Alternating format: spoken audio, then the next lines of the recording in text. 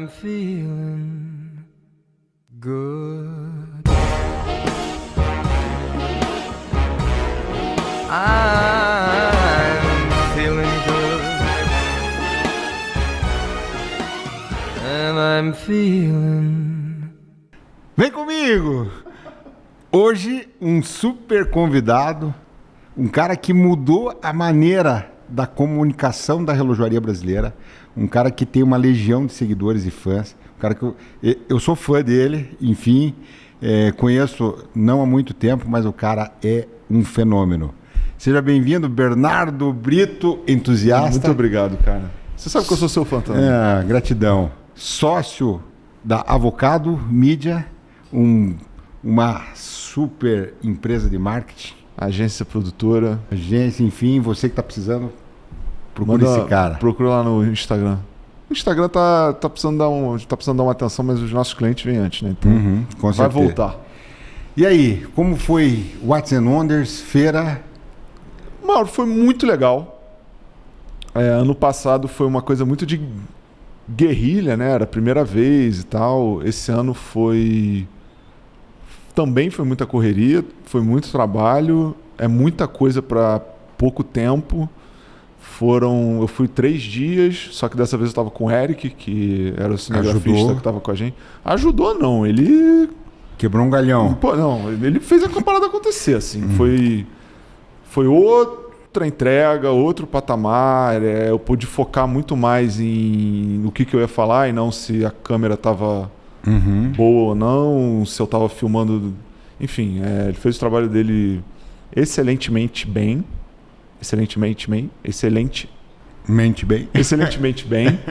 E foi muito legal. Acho que é um evento que eu não sei se Genebra vai comportar por muito mais tempo. Eu posso estar redondamente enganado. Esse ano já foram 5 marcas a mais, né? E uma muito relevante, que é a Bulgari. Sim. Teve alguma grande que saiu para a Bulgari entrar? Não. Foi adicionada, né? Foi adicionada. Não era um stand pequeno. Não. Então eu acho que foi muito bom. O overview foi ótimo. A gente visitou também Victorinox junto, né? Sim. Visitamos a Cartier depois, no dia 4, no quarto dia, 1, 2 e 3. Aí no 4 a gente foi lá para Cartier, a gente visitou a manufatura, depois a gente visitou o ateliê de métier d'art da marca. 2 mundos completamente diferentes. Então na manufatura, na fábrica mesmo, a gente não podia fazer nada não podia nem entrar com o celular. E depois a gente foi para o ateliê de métier d'art, que a gente fez um conteúdo muito legal.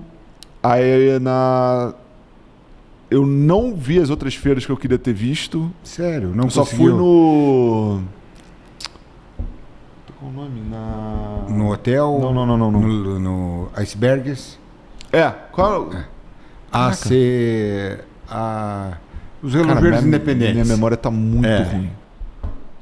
Bicho, qual o nome do...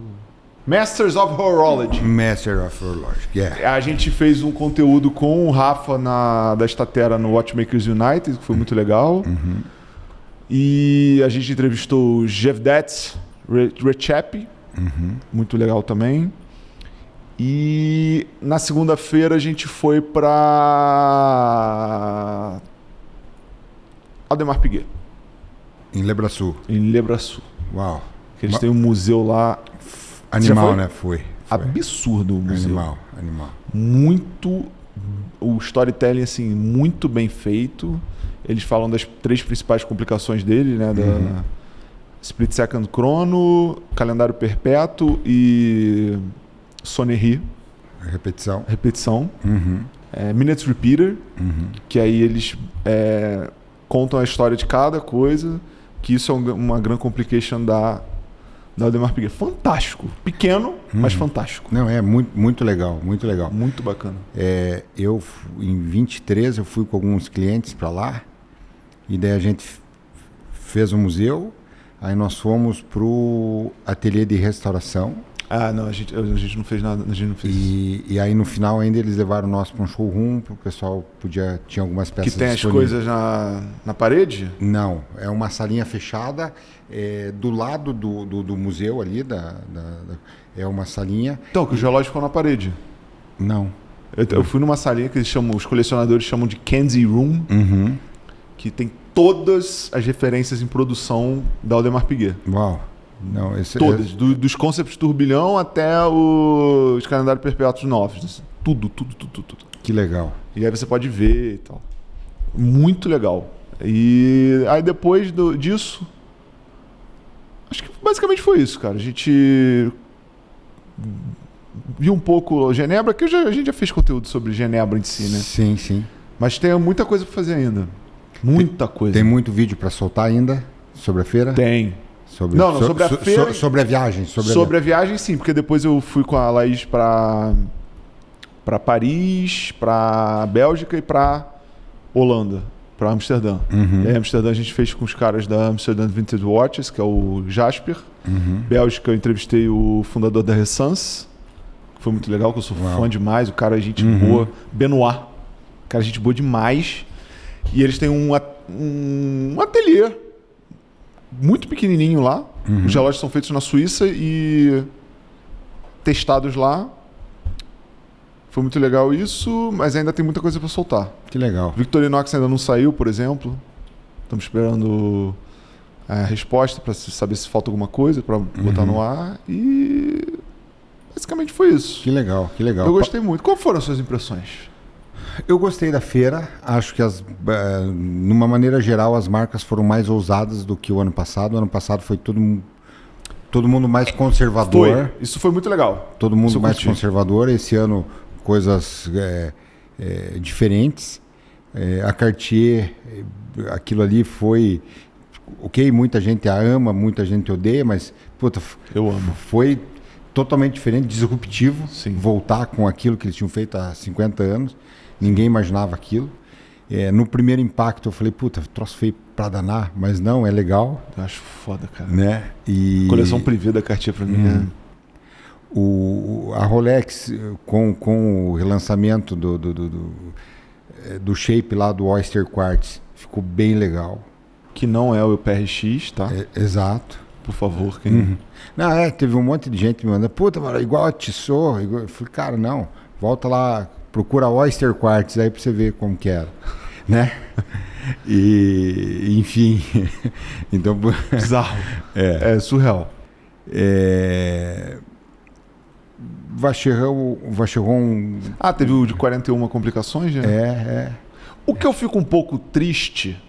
Triste não, eu entendo, mas me frustra um pouco é a gente não ver em mãos tipo um negócio desse. Uhum. Campus Unique e tal. Bulgari também, que lançou o turbilhão mais fino. Uhum. A gente não vê em mãos.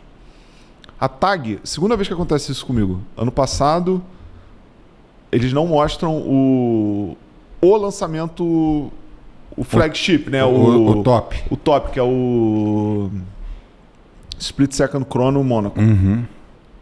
E aí fica num expositor.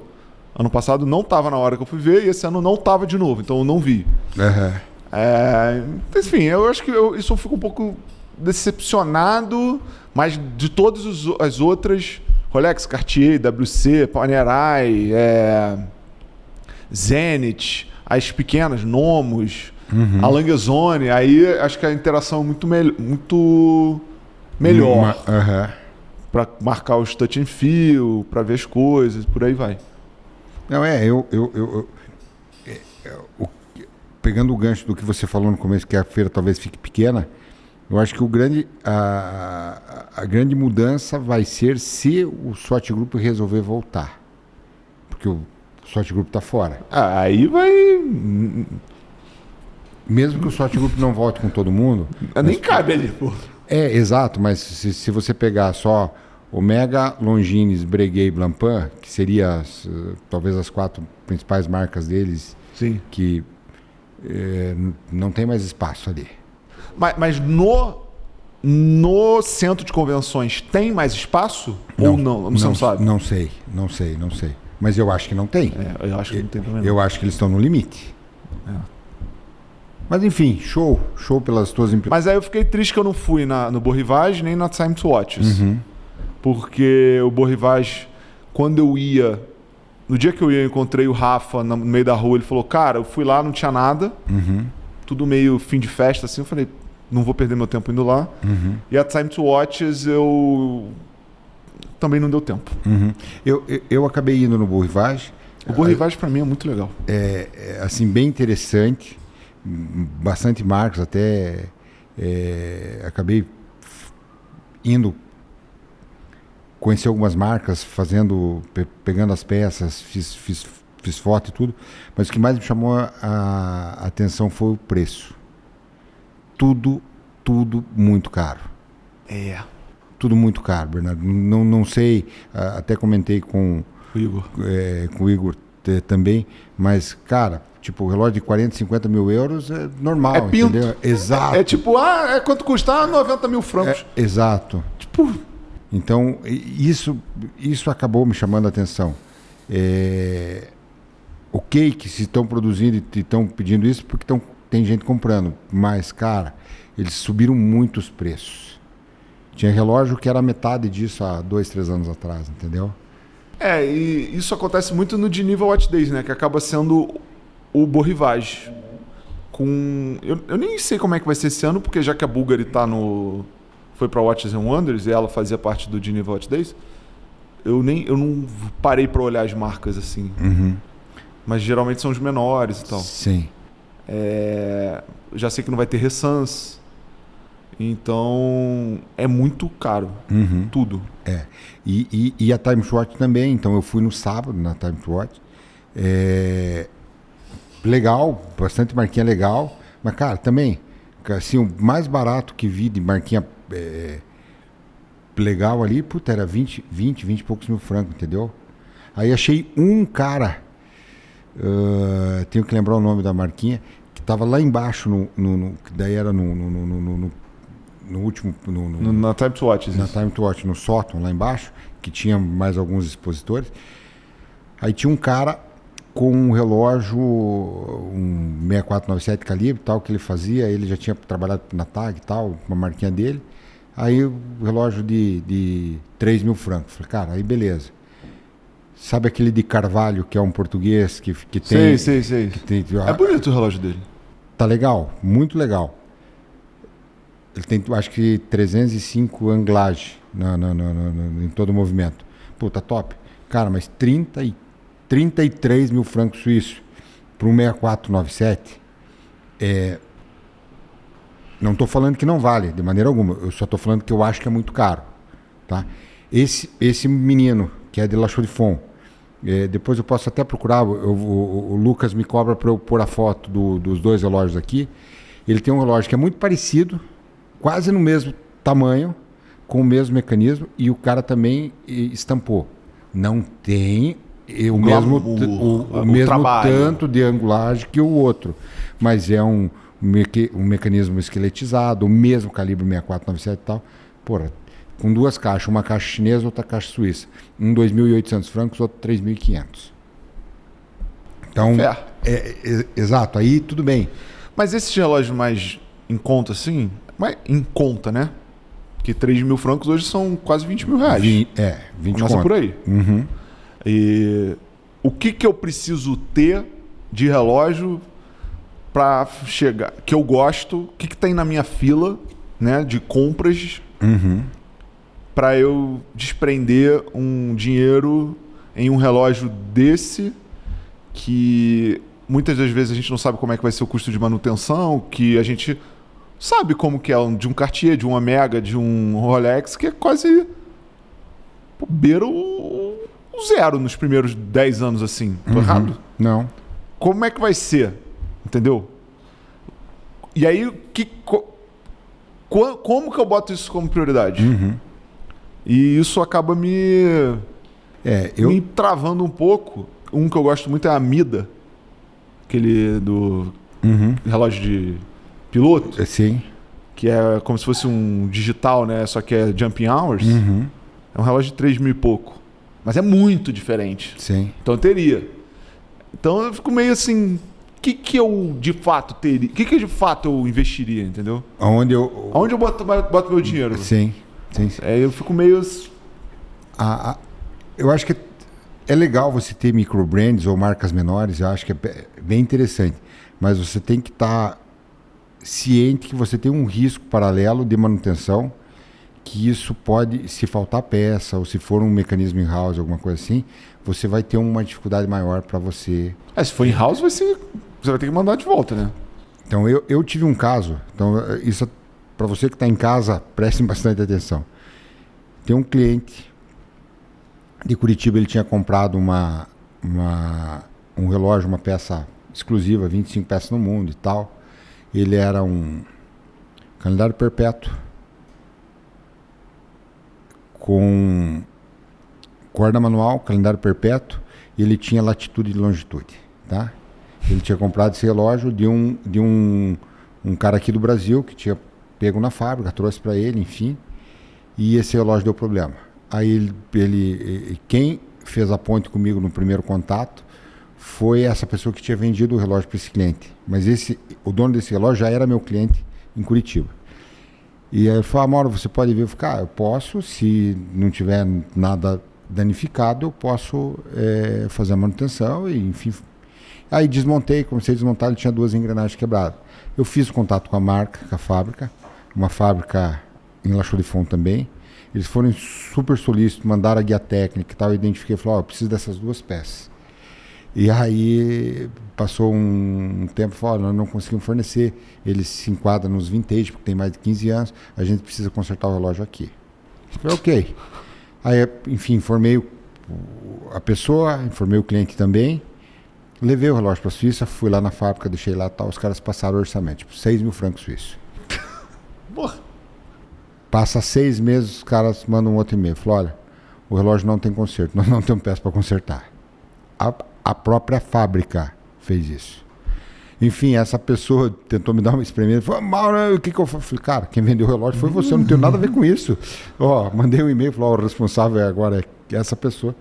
Enfim, ele achou um relojoeiro independente no Vale de Ju e o cara consertou. Tá? O cara conseguiu fazer as peças e tal. Enfim, foi uma baba também o conserto. Foi que você acaba tendo que pagar pelo desenvolvimento da...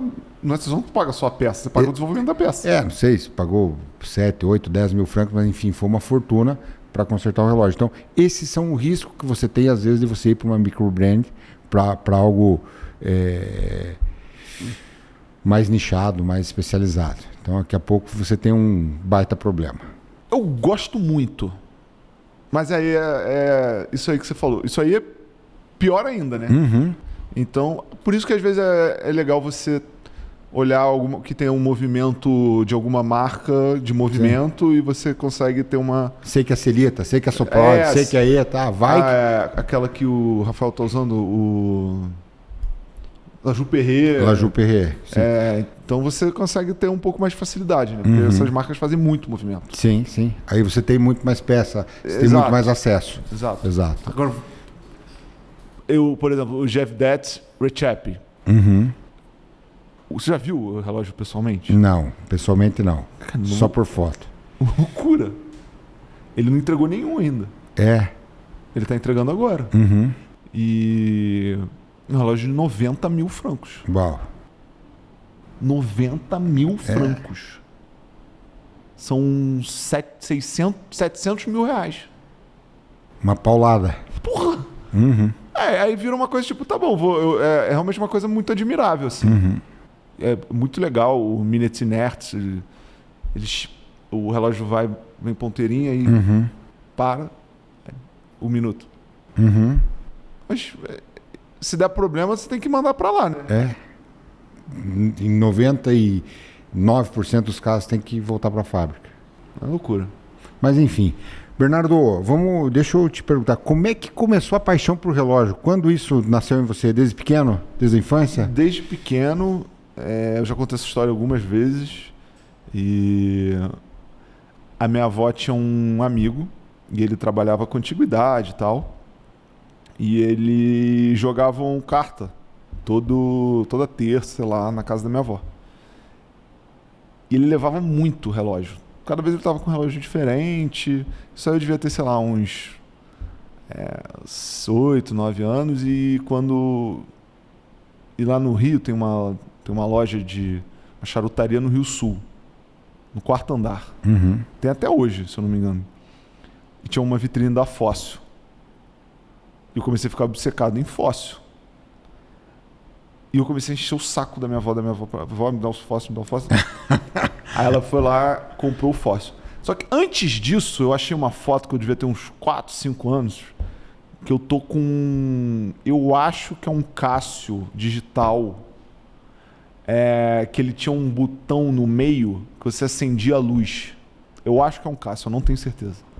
Então, pelo que eu tô entendendo, é antes dessa história. Uhum. Porque quando eu vi essa foto, eu falei, é bem de antes. Compramos o relógio, eu acho que na época foi R$700. E ele era um fóssil, escovado, de aço escovado, pulseira de aço, com elos de borracha, digital e analógico, que eu não sabia ler o analógico. Eu fui ficando mais velho, continuei com o relógio. Esse amigo da minha avó, eu tinha um casamento para ir quando eu era moleque, devia ter, sei lá, 13 anos. Ele me emprestou um sub-date, padrão, preto, padrão. Beleza, usei o relógio e tal, show, devolvi para ele, beleza. E eu lembro, cara, eu tenho uma memória, eu não consigo lembrar o que aconteceu ontem, mas o que aconteceu há 15 anos atrás eu lembro. Ele tinha um trincado no bezel, ou na safira, não lembro, mas tinha um trincadinho assim. Aí beleza, uns anos depois o cara morreu. Passou um tempo, aí minha mãe chegou e falou, Bernardo, a coleção do fulaninho era inteira falsa. Porque a mulher foi ver Pra vender. pra vender, avaliar e tal, tudo falso. Aí foi a minha primeira grande decepção Com a relojoaria. com a relojoaria. E é por isso que às vezes eu bato muito na réplica. Na réplica não, né? Você falou até outro dia, na falsificação. Acho que é até legal parar de usar o nome réplica, porque na falsificação... Porque foi a minha grande decepção. Uhum. E, cara, acho que já aconteceu algumas vezes de você descobrir depois que tal pessoa usa coisa falsa e você fica, porra, cara, não precisa disso. Uhum. Aí isso eu devia ter uns 14 anos. Quando eu fiz uns 16, eu comecei a encher o saco que eu queria um Cartier.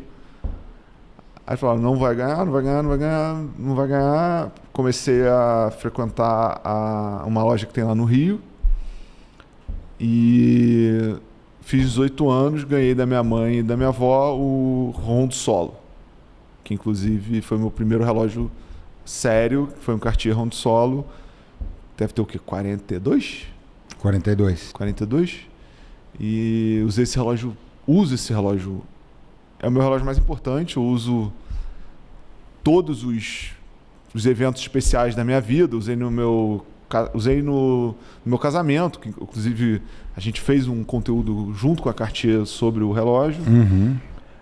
Eu uso em situações muito especiais, eu não gosto muito de usar ele. Eu amo ele, mas eu tenho medo de usar ele. Tem um cuidado especial que por ele. acaba sendo uma coisa que eu desenvolvi, que a compra no impulso faz sentido. Uhum. Porque você desapega um pouco emocionalmente de... Cara, no fundo eu sou um relógio. Sim. Entendeu? Mas é um relógio muito especial para mim. Isso eu tinha 18 anos. Tinha acabado de me formar da escola, entrei na faculdade e comecei a estudar mais quando eu conheci o Bruno. Você conheceu? Uhum. Conheci o Bruno na faculdade. Na faculdade, eu comecei fazendo administração, fiquei 1 ano, saí, fui para design. E eu comecei a faculdade em 2013, fui para design em 2014, conheci o Bruno já nos primeiros anos de design. Não dava para aproveitar muita coisa de ADM para design. Então eu tinha meio que refazer do zero, começar do zero a faculdade. Foi só 1 ano, show. E na faculdade, eu sempre fui um cara meio ranzinza, não era muito sociável, a galera me chamava de antipático, enfim. E eu só fiquei eu era mais amigo do Bruno. A gente fazia os projetos juntos, fazia as paradas juntos e por aí vai. Nisso, a gente ficava falando, pô, um dia a gente vai fazer uma marca de relógio, um dia a gente vai fazer não sei o que de relógio, um dia... Beleza. E ficou o troço do relógio. Cara, Ficou o troço do relógio. Essa parte é inédita. Eu e o Bruno. Nos formamos na faculdade em 2018, em design. Eu acho que eu me formei antes dele, um ano, ou 6 meses, algo do tipo. Eu comecei a trabalhar com produção audiovisual, Aí eu fiz avocado, com o meu sócio. Na verdade, eu fiz avocado, o Vitor virou meu sócio. Eu fiz avocado em 2019, o Vitor virou meu sócio depois da pandemia, durante a pandemia, que a gente trabalhava com evento, aí não trabalha mais. E nisso eu já fotografava evento e tal, eu meio que fui parando de fotografar evento. Avocado nasceu, eu e Bruno, a gente se falava de vez em quando, muito raramente, lançava alguma coisa de, pô, tu viu e tal. Beleza. Eu sempre acompanhei os caras. A Rodink, os gringos, o Leandro. Sempre acompanhei o Leandro. E o Leandro é o percussor disso no Brasil. sim. Ponto. O Leandro que começou isso. E eu acho que o Leandro... Primeiro que... Um abraço, Leandro. Beijo, professor. Leandro, pra mim, ele foi uma grande referência nisso. É um cara que faz o conteúdo da forma que ele acredita. Acredito, como produção audiovisual, ele saiu da água pro vinho, mas é um cara que começou. Ele começou. E começou pela paixão da parada. Eu sempre via que isso dava para ser feito do jeito que eu, Bernardo, achava que dava para ser feito. Então, quando o Nico Leonard surgiu, que, se eu não me engano, foi em meados de 21, 22, eu identifiquei que dava para fazer uma coisa... Parecida com a dele. Não parecida, mas que tivesse muita personalidade do cara falando com a câmera, sem ser uma coisa que você precisava ter as peças para falar e sem você necessariamente expor o que você... E sem você necessariamente precisar ter os relógios. Isso ficou muito na minha cabeça. Como só tinha um Leandro, eu sempre... Cara, eu cozinhei isso há muito tempo. Como que eu faria isso? Eu cheguei a fazer um conteúdo sobre audiovisual pela Avocado pra gente ter uma visibilidade maior do trabalho e, assim, o marketing tradicional. Então, para falar com a câmera, eu já meio que tinha uma facilidade, assim, não me incomodava. Eu falava, vamos fazer isso mesmo. Na escola a gente tinha uns negócios de fazer filme, na aula de ciência, então eu sempre fui o cara que aparecia e tal. Nunca tive problema em apresentar alguma coisa. E o jeito carioca de ser fica mais fácil ainda. É o que dizem, né? Quando o Nico Leonard começou a crescer muito, e eu vi que não tinha ninguém aqui fazendo só o Leandro, eu, conversando com a Laís, minha mulher, ela falou, cara, no início, né? Ela falou, cara, é muita exposição, não sei o quê. Aí a gente foi conversando, falei, cara, acho que dá pra fazer isso. Aí eu comecei a falar com o Vitor, meu sócio do Avocado. Falei, cara, acho que dá pra fazer. Ele falou, cara, vê aí. E nisso o Bruno vira pra mim e fala, ele trabalhava numa empresa que a gente foi fazer uma reunião para contratar Avocado para fazer algumas coisas para a empresa. E aí eu falei, Bruno, tô com essa ideia, cara. Você topa? Eu sabia que eu precisava do Bruno para fazer o negócio comigo. Que o Bruno é muito nerd de relógio. Eu sou entusiasta. Eu conheço muito, mas eu não sou nerd. Eu venho me aprimorando, lendo, estudando, mas na época eu queria fazer. Então eu precisava do Bruno para fazer comigo. Até para dividir opinião, ver o que a gente fazia, dar ideia e tal. Aí ele falou, cara, vamos fazer. Aí a gente começou fazendo. Primeiro a gente começou com um canal do YouTube e com o TikTok. O TikTok veio numa alavancagem não, mas veio com muita visualização muito rápido. E o que me impulsionou foi que a minha mulher começou a fazer um conteúdo de medicina quando ela estava na faculdade, que ela teve que parar quando ela se formou. Porque entra coisa de ética médica, então ela teve que parar. Então eu falei, bicho, se a Laís está fazendo uma coisa legal, ela meio que me impulsionou. Eu sinto que ela só começou para eu poder começar. Se ela não tivesse começado, eu não ia ter começado. Sério, cara? Que legal. O TikTok foi essa coisa. Hoje em dia...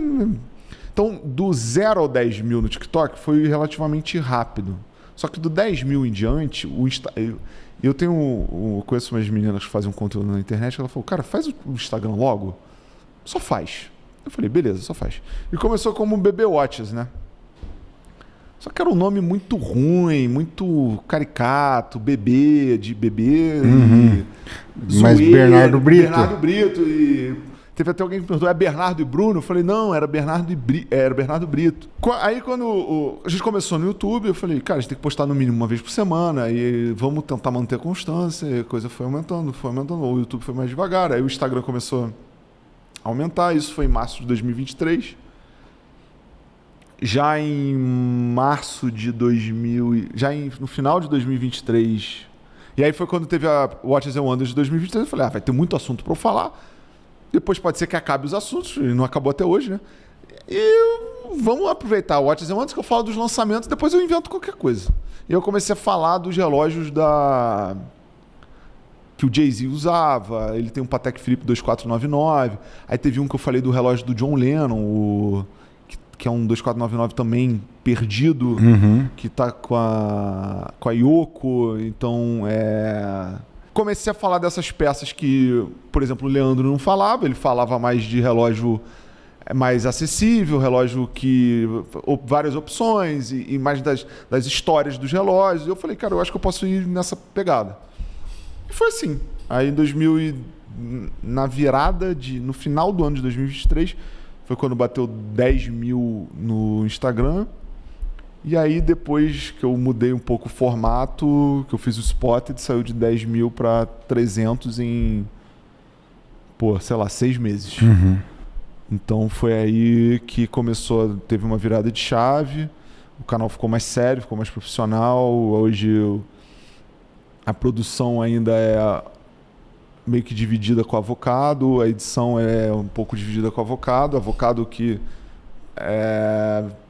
era o back-office do canal no início, mas hoje o canal é uma coisa, o Avocado é outra, um ajuda o outro, eu sou sócio dos dois, então assim, tudo que eu faço pelo canal eu penso no Avocado, tudo que eu faço no Avocado eu penso no canal, o Vitor sempre me apoiou desde o início, ele sempre deu as ideias desde o início, ele captou da forma... Ele captava comigo no início e o Bruno junto, fazendo os roteiros, separando as coleções, dando as ideias. A coleção do Entusiasta foi uma ideia que veio dele, pra gente fazer a coleção junto com a galera. Então, e aí de 2023 foi o ano de começar, 2024 foi o ano de testar e 2025 está sendo o ano de... Consolidar e ser a melhor captação audiovisual para isso. E conteúdo internacional, que é uma coisa que ninguém está fazendo ainda. Então, fazer em Miami, fazer em Paris, fazer em Amsterdã, fazer na Inglaterra, em Dubai, em Japão, onde eu tiver que estar, eu vou. Então esse ano passado a gente foi para Watches and Wonders eu fui sozinho. Esse ano eu fui com o Eric, o Bruno foi também para acompanhar a gente depois, lá em Genebra e tal. A gente foi para Gruyère também, fazer uma viagenzinha para sair um pouco de relógio. E é isso, cara. Acho que no meio do caminho eu conheci uma infinidade de gente. Meu mundo fez assim. Conheci muita gente legal, conheci você. Hoje eu tava com o Leone da GTO, eu conheci por causa disso. Eu almocei com o Vanem, que eu conheci ele por causa disso. Então hoje a minha vida virou 100% isso, junto com o Avocado, né? Sim. Então a gente tá tem muita coisa que a gente tá desenvolvendo. Eu tenho a confiança de muita gente nisso. Então, as marcas, eu prezo muito com a minha relação com as marcas que estão no Brasil. Eu prezo muito minha relação com a Fratina, que eu sou embaixador hoje. Então, mas também tenho um carinho enorme por todas as outras representantes que eu já me relacionei, que eu conheço, que eu já conhecia antes. Eu tenho amigos queridíssimos de outras lojas pessoais, assim, me chamam para casa, a gente toma um vinho, eu chamo lá para o Rio. Então, é um trabalho que eu estou desenvolvendo com muito carinho, com muito amor, e tenho pessoas incríveis do meu lado, o Bruno, o Vitor, a minha equipe no Rio. E o relógio é um caminho maravilhoso, porque abre muitas portas, a gente faz muito networking. Cara, teve um cara, eu tô começando a falar isso do networking de relógio. Teve um cara que veio comentar, que conhece um empresário que há 40 anos faz sei lá o quê, e blá blá blá, pipiri, pororó, que nem usa relógio e que não faz networking nenhum. Eu falei, cara, a gente vai ter que concordar em discordar, porque eu não vou nem discutir com você. Essa sua opinião é um show. Beleza, que bom que você expôs ela, eu discordo. Que é uma ferramenta muito boa de conexão. Claro. Eu só tô aqui por causa disso. Não porque, óbvio, né? Tem todo um trabalho que a gente fez, tá, mas eu só tô aqui por causa de relógio. Sim. Eu só tenho alguns amigos que eu tenho. Alfredo, Thales, Tito, eu converso com o Chay Suede, o Igor, o Caíto, a Bárbara, você, o Leandro. Todo mundo por causa de relógio. Se eu esqueci de alguém, né? Não, sim. É o pessoal da Fratina, então assim, o Eric Shibata, o Vitor Hugo, o Dias, o VHD. Então eu só tô nisso por causa de relógio, pô. A gente só tem as amizades que eu diria que, óbvio que eu tenho meus amigos de escola e tal, mas ninguém ligava para relógio, só eu. Agora todo mundo liga. Agora todo mundo liga. É. Então eu tenho um amigo, Gabriel, que é meu amigo de infância, que o pai dele, Olavo, que faleceu recentemente, ele tinha muito relógio. Muito relógio não, ele tinha alguns relógios. E ele tinha um reverso, um sub. E o Gabriel chegava pra mim, que ele sabia que eu gostava da escola, falava, porra, era o relógio do meu pai e tal, piriri, pororó. Então, assim, as pessoas que eu conheci por trás da indústria, as pessoas que estão por trás das marcas, acabam virando amigo. A gente acaba saindo para almoçar, para conversar sobre... Tomar um vinho, falar sobre outro assunto. Falar sobre relógio, para jantar, para tomar um vinho, que eu também acredito que é uma ferramenta estúpida de conexão. Café, uísque, charuto, enfim, carro, tudo. Barco, avião. Essas coisas que não são necessariamente o trabalho dos outros, mas que é a paixão de muita gente. Então, hoje, eu acredito muito numa ferramenta de relacionamento. Cara, agora que eu estava ali na Corleone com o Bruno, e ele virou para mim e falou assim, esse cara aqui, quero te apresentar, Bernardo, super gosta muito de relógio. Eu vi que ele estava com um SWAT, que hoje acaba sendo uma identificação para mim que o cara gosta de relógio, mas ele tem medo de usar os relógios que ele tem. Sim. E ele tava com um SWAT, eu já vi que você tá com um SWAT, vi que você gosta e tal. Então, hoje o relógio, ele meio que permeia a minha vida. Virou teu... eu digo que quem gosta de relógio foi picado pelo mosquitinho da relojoaria. Claro que isso, você tem a paixão também, mas hoje virou um business para você. Virou. Então, virou negócio. E parabéns, Bernardo, pelo trabalho, que foi disruptivo. O que você fez. Muito obrigado, Mauro. De verdade, olha a legião de novas pessoas que vieram começando a fazer. E, cara, quanto mais gente falar, quanto mais gente envolvida, melhor é. Cada dia tá saindo um, né? Tem um cara, o Lucas, que participa da comunidade, começou a fazer também, do jeito que ele acredita. Então, eu acho importante que venham novas pessoas. Quanto mais gente falando, é mais gente entrando na engrenagem, é mais relógio sendo vendido, é mais relógio sendo negociado de segunda mão, é mais relógio vindo para concerto. E são mais marcas vindo oficialmente para o Brasil. Exato. E entender que o Brasil, por mais que tenha uma infinidade de problemas e uma infinidade de impostos que as marcas acabam tendo medo de trazer, porque vira 100% o valor do relógio, o que é bizarro, tem uma comunidade que está crescendo, tem 220 milhões de habitantes, e tem espaço para todas as marcas. Claro. É só fazer um trabalho legal, bem feito. Trabalhar direitinho, correto, tem espaço para todo mundo. Exato. Mas é isso aí. Então, voltando ao gancho, que você foi disruptivo. Então, novamente, Leandro Amorim, professor, um abração para você. Quem começou mesmo foi o Leandro, tá? Então, o Leandro, ele começou, eu acho que ele comunica, ele gosta de comunicar daquela maneira.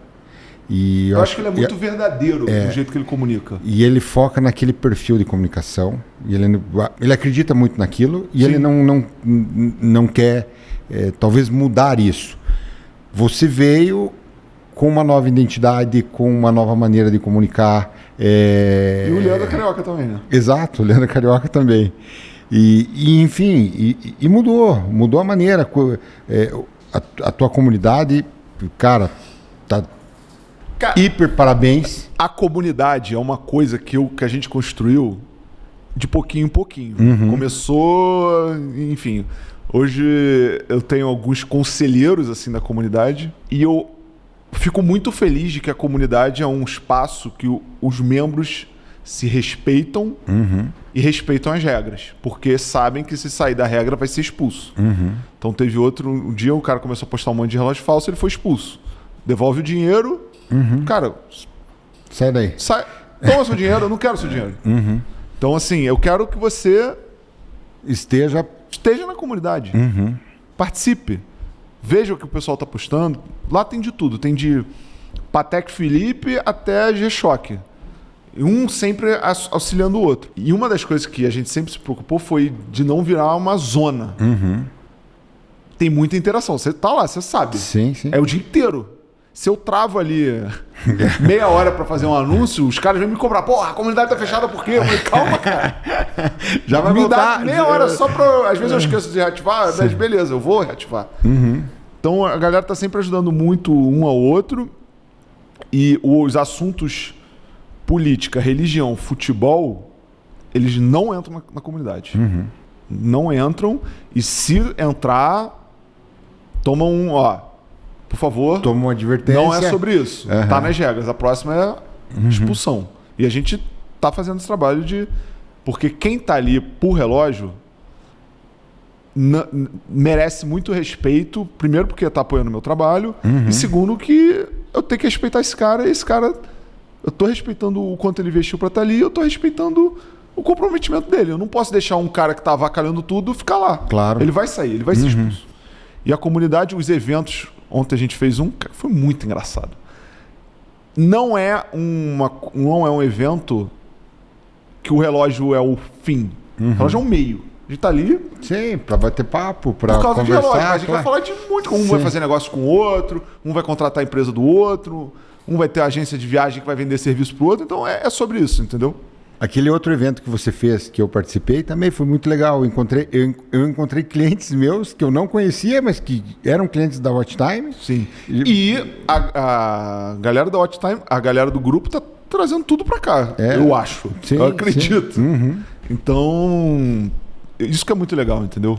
Vira um ambiente seguro para trocar informação de uma paixão que a gente tem. Isso. Que indiferente, tem cara que tem relógio de $500 mil, $1 milhão, que o cara que tem um relógio de $100 tá tudo certo. Tem o cara que tá montando o relógio com peça do AliExpress, falando, cara, olha como eu montei.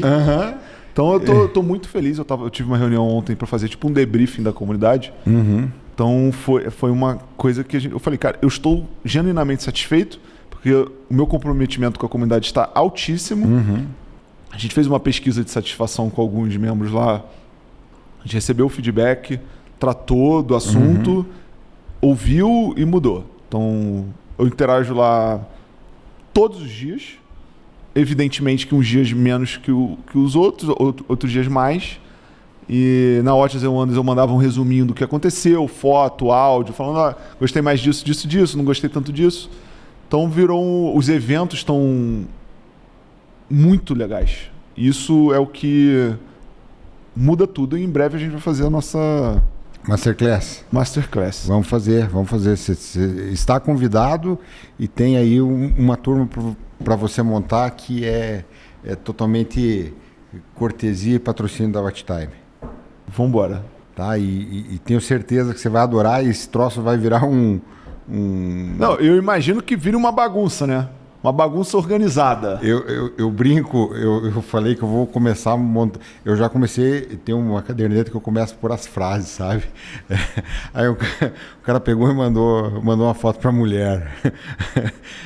O relógio todo desmontado, ela falou, certeza que vai dar merda. O outro falou assim, eu me acho um idiota.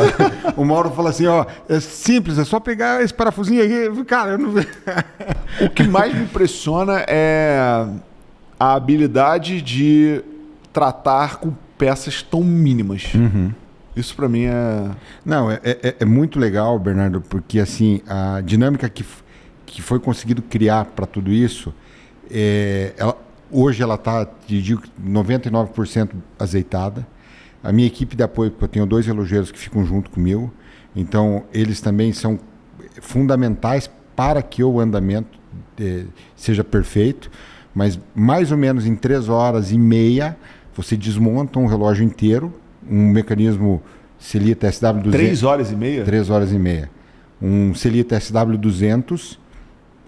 Que acaba sendo um padrão que os independentes estão usando. Sim, exato. Ou 28, 24. Então, é um 3 ponteiros, automático, com calendário.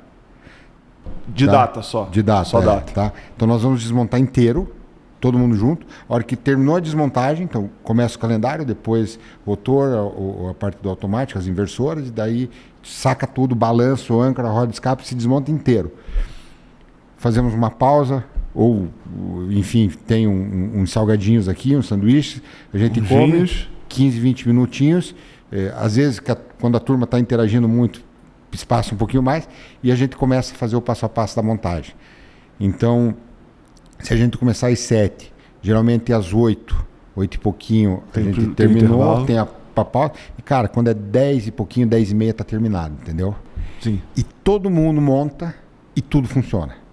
Então você vai ver o relógio funcionar, você vai dar corda, você vai pôr o calendário vai funcionar enfim, sai todo mundo feliz e hiper satisfeito, porque, cara, você ter a possibilidade de fazer uma imersão completa. Não que as outras marcas não façam. Então, a IWC faz, Cartier faz, Panerai faz, mas é mais simplificado e é um mecanismo muito maior.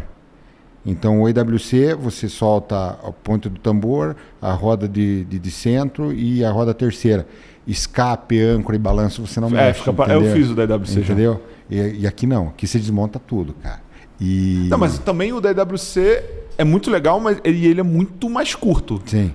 Do início ao fim, acho que... 40 minutos. 40 minutos. É outra parada. Exato. Então, é legal. Tudo que as outras marcas fazem é legal também. Mas essa aqui é uma imersão completa, cara. Você fica... todo mundo sai vislumbrado, entendeu? A gente vai... Já vamos sair daqui com uma data... Vamos. Fechada. Tá jóia, tá jóia. Bernardo, marca do coração. Cartier. Segunda marca do coração, então. Segunda marca. Eu vou botar na mesma linha Cartier Rolex. Ok. Eu tenho a segunda... Pô, tá aí, cara, uma boa pergunta. Bicho, não sei. Pô, tu me pegou agora. A Languezone. Puta, top. Uau. Lá em cima. Marca que você acha legal, mas não compraria. A marca que eu acho legal, mas eu não compraria...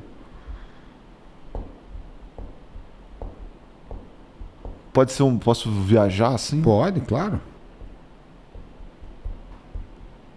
Engraçado que eu faço esse bate-bola com os meus convidados, eu não deixo a galera pensar, né? Então eu tô aqui pensando. Quer pular? Pula. Pô, uma marca que eu acho legal, eu acho bonito, mas na mesma prateleira, da mesma região, eu aquela... A Glashütte. Glassway. Eu acho muito legal, mas se eu fosse comprar, eu compraria a Lang. Aham, não compraria. Como a Totima, que também é de Glassway. Totima. Tem outra também, tem a... Union. É. Union Glashütte. Enfim, eu fui no stand da Totima, cara, também.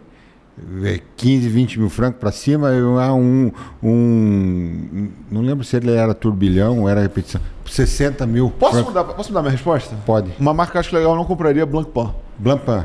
Eu acho que eles estão perdendo as estribeiras de preço. Não, eu vou além. Eu acho que o SWAT Group, de uma maneira geral, está envelhecido. Mas eu gosto muito de Longines. Eu acho que entrega muito pelo valor. Inclusive eu estou usando um hoje. Sim. O Zulu Time. Fala dele. Posso fazer um take dele? Pode. Então, daqui que aí É o Longines Zulu Time GMT. Super leve, né? Titanium. Foi a gente fez um conteúdo com a Longines. A gente fez um conteúdo sobre o Chrono Flyback, que é muito legal também, só que ele é muito alto para mim. Mas para quem é viciado em Chrono, vi de você. Eu acho que é um baita relógio. A gente fez do Legend Diver, que é meu favorito. Sim. Fez desse. Lindo. E aí eu conversei e acabei ficando com o relógio. Tenho usado muito no dia a dia. Usei na minha viagem, porque pela primeira vez eu tive um GMT, então eu pude usar a função. Usufruir da função. Então, e foi muito bom, cara. Um relógio que eu gosto bastante. Ele é discreto, é leve. Você mal percebe que tá... Não, e uma qualidade absurda, né? É absurdo. Para mim, Longines é uma marca fantástica. E eu estou com este Vintage, Omeguinha 3313, que acabei de comprar do Igor. Ao vivo aqui agora? Passou o cartão, né? Já ficou aqui no pulso. Pulseira bonita do Luigi, né? Do Luigi, linda. Pô, cara, eu tô devendo uma visita lá, bicho. Eu fiz um... Mas eu vou dar uma visita lá em breve. Eu fiz um... Eu tava olhando antes. E eu trouxe pra você fazer revisão o Rolex 1601, pelas minhas pesquisas, de 69. Ou 70, entre 68 e 71. Aço e ouro. A história desse relógio é engraçada, que supostamente o meu tio me deu, mas na verdade quem me deu mesmo foi minha avó, que comprou do meu tio. O meu tio só me entregou e eu só fui descobrir isso depois que minha avó faleceu em 2022. Uau. É um relógio que eu tenho muito carinho, muito apego. Ele tá com a gente, tá comigo já tem uns 8 anos. Ficou esquecido um tempo. A gente fez restauração. Minha mãe, na época, mandou restaurar lá no Rio. Não foi na Watch Time. Eu acho que o trabalho de restauração foi até bem legal. Não, é legal. Para quem... Eu não tenho problema, eu sempre falo dos meus parceiros de profissão. Era o Mauro e o Tully, pessoas maravilhosas, a Greenwich. Greenwich no edifício central. O Bernardo tinha comentado, são pessoas fantásticas. Eles abriram a sociedade. O Mauro trabalhou comigo 3 ou 4 anos. Aprendi muita coisa de pivotagem com o Mauro, tá? Meu xará de nome, que era o ex-sócio. Então o Tully que toca lá, hoje eu acho que é só o Tully, não sei se o Tully tem mais sócio, mas enfim, fazem um trabalho fantástico. No passado, lá em 60, 70, foram parceiros da Piaget, foram parceiros de várias marcas legais. Sim. Então são bons relojoeiros, são boas pessoas. Ele ficou muito tempo parado, aí minha mãe mandou restaurar. A pulseira dele era falsa, cara. Sério? Eu até queria achar uma pulseira original dele, da época, mas eu acho que vai ser muito difícil achar uma Jubilee aço e ouro dos anos 70. Você vai achar, mas você vai pagar uma bela fortuna. Mas vai ficar bonito, bicho. Não, vai ficar. Mas não vai ser barato, né, Bernardo? É nesse sentido, entendeu? E ficou, bem legal essa pulseira verde nele, hein? Ele tinha uma pulseira bege da Rodink, e quando eu fui na Amsterdam Vintage Watches a primeira vez, eles me deram essa pulseira verde, que eles acharam horrível a minha pulseira. Eles falaram, toma essa pulseira, bota aí, vai ficar bonito. Ficou lindo. E aí a minha pulseira bege eu uso no meu Moonswatch Ficou bem legal. Júpiter, que Bem combina. legal. Você vai querer trocar os luminosos dos ponteiros aqui? Não, ou não quero ou trocar mesmo? nada de estética. Nada, tá. Só fazer Só revisão. a máquina. Então, sem polimento, sem nada. Nada. Vamos fazer umas fotos do mecanismo dele desmontado. Cara, não Colocamos- tem um arranhão no acrílico. Esse acrílico foi trocado, né? Sim, sim. Se esse acrílico não for o acrílico certo da época, aí a gente pode trocar Aham. pro certo. Mas eu acho que é. Eu acho que é o correto, sim. Altura, tudo. A altura é... Tá tudo certinho. Mas belo relógio. Bernardo, marca subvalorizada. Uma que você acha que não tem o valor devido. Eu tenho curtido muito as pequenas que estão fazendo um trabalho legal com preço justo. Baltic, Furlan Marie. Puta, Fulan tá lindo. Lançaram... não. Lançaram agora. Foi ontem. Antes de ontem. Eu não Foi vi. a Baltic? Não Foi a vi. Furlan... Acho que foi a Furlan Marie. É. A gente até postou no entusiasta.news, que a gente vai botar as notícias lá agora. Baltic, Furlan Marie. E acho que rápido assim Qual o relógio mais... IWC. IWC. Eu acho que... Mas eu acho que a IWC está fazendo um bom trabalho no Brasil. Tá. Ótimo. O trabalho da Débora. Débora, um abraço para você. O trabalho da IWC no Brasil é fantástico. Então, acho que a Fratina trabalha a IWC muito bem lá no Iguatemi. Sim. E eu gosto muito de IWC. Esse ano os lançamentos eu achei muito legais. Saíram um pouco do calendário perpétuo para focar no Engineer, que a gente fez uma previsão que viria um Ioro e veio. Eu achei inacreditável. Lindo. Ela mexeu muito em material, né? Veio o PVD, Sim, PVD sim. preto, o ouro. Mostrador, exato. botaram até o calendário perpétuo. Eu não amei as dimensões. Eu prefiro ele 3 ponteiros. Aham. Acho mais chique. Mais clean. É tipo o Nautilus. Eu Sim. gosto do Nautilus 3 ponteiros. Eu gosto do Royal Oak 3 ponteiros. Sim, sim. Entendeu? Qual o relógio mais legal que você já pegou na mão? Foi o Alan Zone em 2023, 2024 na Watches and Wonders. Honey Gold. Não, Honey Gold não. Com Luminova no mostrador, que ele era meio transparente. E acho que, se eu não me engano, ele era turbilhão. Tô errado? Não, eu acho foi que é. lançado no ano passado. Exatamente. Cara, já passou muita coisa na minha mão. Gosta de vintage? Gosto. E o mais incrível vintage foi o... Eu gosto muito do Day-Date Onyx Dial. Eu gosto muito daquele Audemars Piguet, que foi o primeiro calendário perpétuo da Audemars Piguet, que não é Royal Oak. Não sou bom com números, não sou bom com referências, então assim, eu sou entusiasta, então tá ótimo. Sim. Eu lembro do shape, lembro na cabeça como ele é, não quero saber.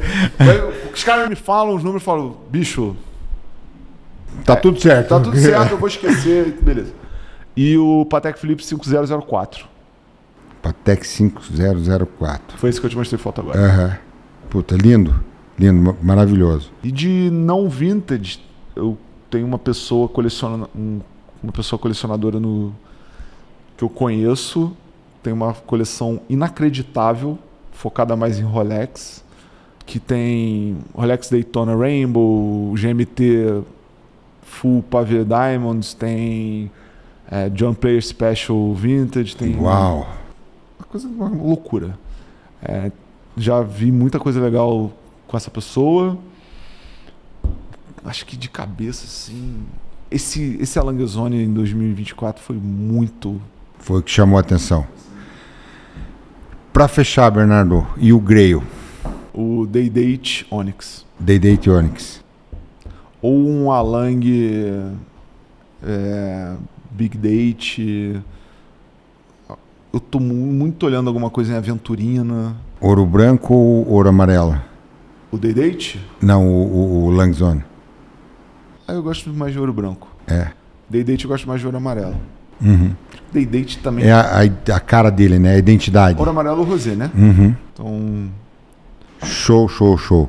Bernardo, Posso falar mais um? Mais Claro. dois? AP Royal Oak, 3 ponteiros. E aquele Nautilus que eu te mostrei agora, uma das primeiras referências em ouro. 5540. 5504. Não. Esse não era o Ah, Nautilus. não, tá. Esse é o tá. Canadá Perpétuo. O Nautilus, o Nautilus. acho que é o 3177J, 377J. O amarelo que eu vi O no ouro teu telefone. amarelo, Sim, sim. que foi a primeira referência de ouro amarelo. Sim. Show, show, show. Dica para quem quer começar uma coleção. É começar pequeno, não se emocionar muito, pensar um pouco melhor. Se você não tem muita certeza, compra um mais barato e experimenta. Uhum.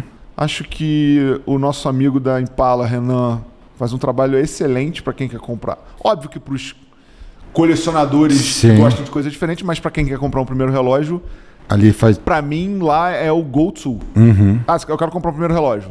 Vai lá. Vai lá. Visita o Tem- Renanzinho, um abraço. Tem relógio de 300 a... 40 mil. Não, de primeiro relógio até 5 mil lá, 6 mil. Porra, você tá super bem servido. E tomar muito cuidado com vintage, pessoas de confiança, né? Um abraço, Igor. Com certeza. A Evu, E desconfiar de coisa muito barata. barato sai caro. Não existe milagre, pessoal. Não existe milagre. O relógio é 200, o cara tá vendendo por 70, cara, tem coisa errada. Tem coisa errada. O relógio é 10, o cara tá vendendo por 2. Inclusive, um amigo comum, Aham, ainda bem que ele conseguiu resolver o problema dele. sim. Você sabe que eu tô falando de você. Um grande abraço. Bernardo, gratidão pelo seu tempo. Foi, assim, Muito uma obrigado honra. pelo convite. Desculpa a demora. Não por isso. Foi um prazer tê-lo aqui. Isso aqui é uma pequena lembrança. É um trabalho de um artista paranaense. E o Simon Taylor é todos os pontos turísticos de Curitiba, os maneiro, prédios hein, históricos. Enfim, é ele que fez tudo isso. E um grande amigo, Robinho Krieger. Robinho, um abraço para você, do estúdio R. Krieger. Ele que emplacou aí, começou esse projeto e, enfim, fala um pouquinho de Curitiba e todos os pontos turísticos dos prédios históricos. Eu já fui pra Curitiba. É uma bela cidade. Quando você estiver lá, avisa, vamos tomar um vinho, vamos fazer uma... Cara, eu não tenho nada pra fazer em Curitiba, a não ser que você me convide. Não, então tá convidado. Então tem que ir. tá convidado, fica lá em casa, vai com a Laís, enfim. A minha esposa, a Laís é médica, a minha esposa também. Ah, que ótimo. Então, enfim, o convite está feito, tá?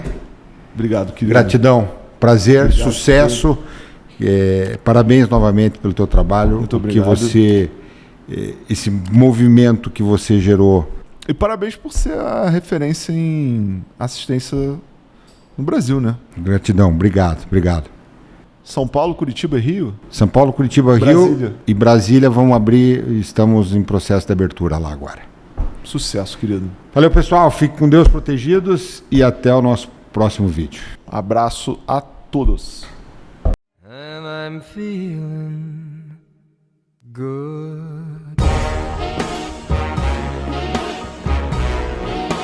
I'm feeling good. And I'm feeling